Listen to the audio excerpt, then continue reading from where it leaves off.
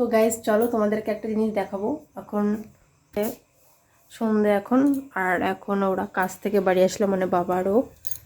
আর এই দেখো কাজের বাড়ি থেকে লাড্ডু আর মানে রুটি দিয়েছে টিফিন হিসাবে। কি বাবা রুটি আর লাড্ডুটা বয়ে নিয়ে এসছে আমার জন্য, যে আমাকে দিল যে তুমি খাও বৌমা, তুমি খাও। আর আমারও পর করেছে, ওখান থেকে খেয়ে এসছে।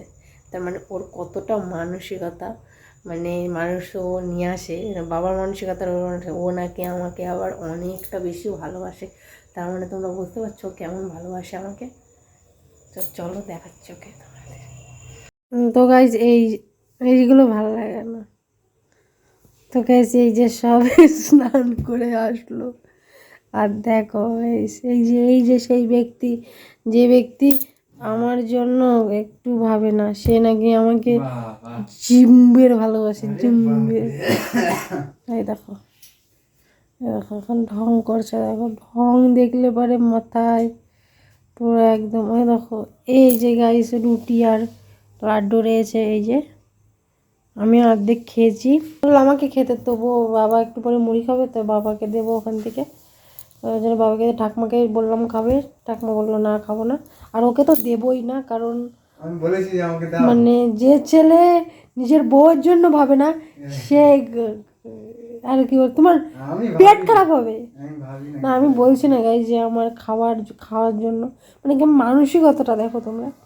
বাবা বয়ে নিয়ে এসছে আমার জন্য, আর ও বলে না, এটা সত্যি কথা। কি বলে, বাবাদের ভালোবাসা অন্যরকমই হয়।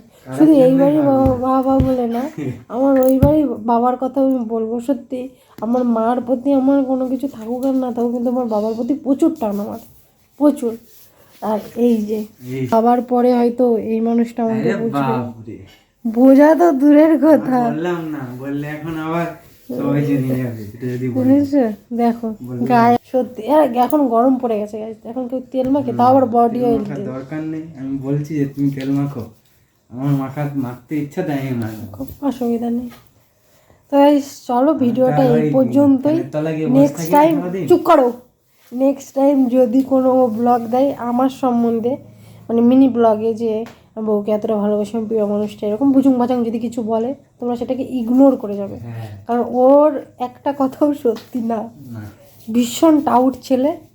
তো আর কি বললাম, মানে আমার মতন মেয়ে বলেই ঝুলেছিল গলায়, আর না হলে এবারে